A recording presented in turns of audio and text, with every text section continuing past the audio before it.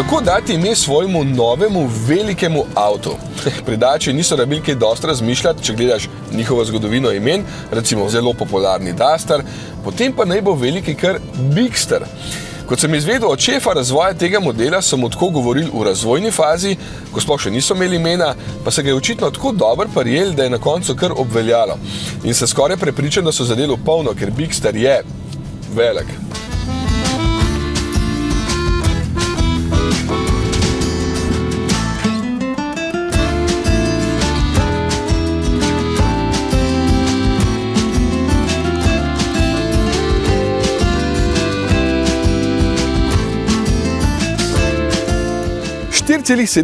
metra je dolg ta avto in pa še točno v sredino razreda C SUV.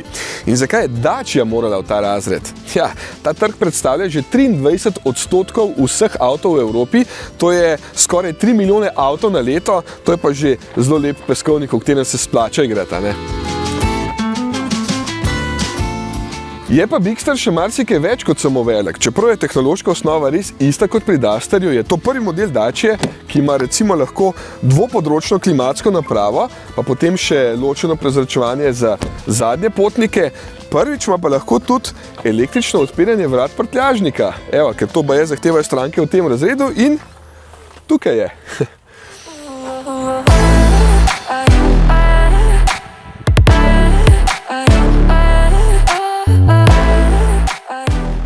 Pravim, zahtevajo stranke. Ko so začeli leta 2021 z razvojem tega modela, so obenem kar veliko skupino voznikov po vsej Evropi vprašali, kaj vse mora imeti takšen avto, zaključki pa so bili zelo zanimivi. Predvsem so jih spraševali, če mora imeti 7 sedežev, pa je bil veliko bolj pomemben dizajn, ki so ga postavili na prvo mesto. Jep, šele na drugo in tretje mesto, potem vredno za ceno in paste to enostavnost uporabe. Torej, ne nešteto zaslonov in piskajočih sistemov, ampak da je avto takšen, kot je bil nekoč, v uporabi voznika, ne pa vozniku nemilosti avta.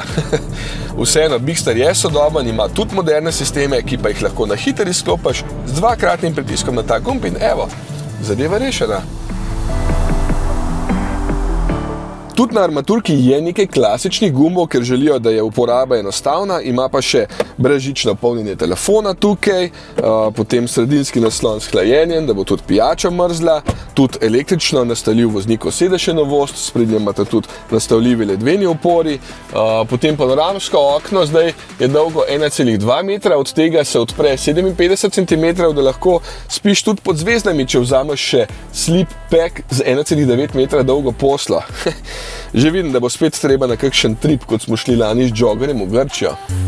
Pa prtljažnik velik. Do 702 litra lahko spravite van, kar sploh pride prav, če ste tukaj v Provanci, ker boste lahko odpeljali domov vse te buteljke odličnega vina.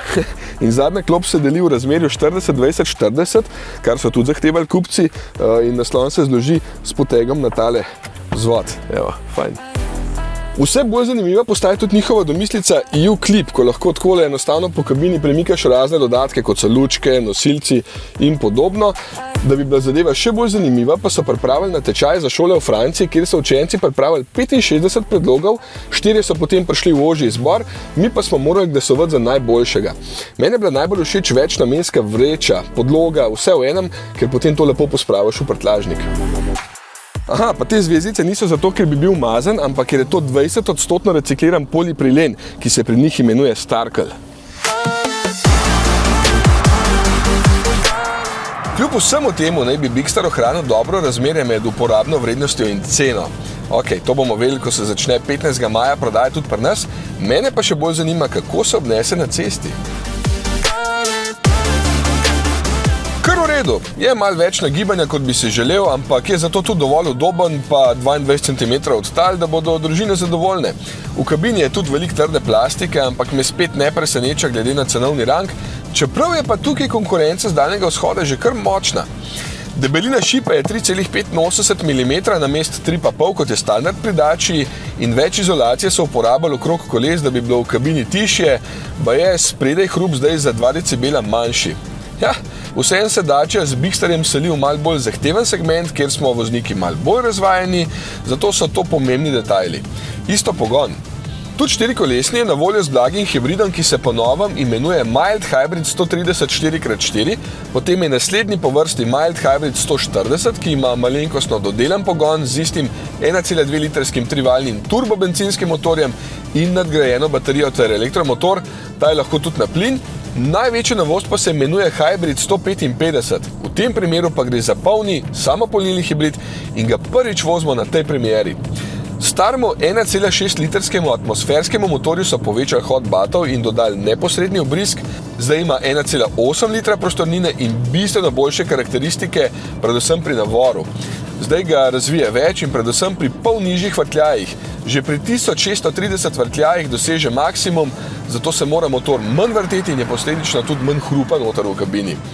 Me je pa presenetil podatek, da motor doseže največjo moč pri kar 7500 vrtljajih, kot kakšen dirkalnik.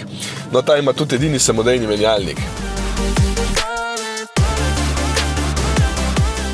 Ampak Bigster ni nikakršen športnik, kot nekateri neumno pravijo pri nas tem avtom športni terenci. Kaj pa je potem Dacia Sandrider, recimo? To je uporaben družinski avto z veliko prostora, z uporabnimi domislicami, da se bo lahko spopadel v najbolj zaželenem segmentu vozil v Evropi. Ja.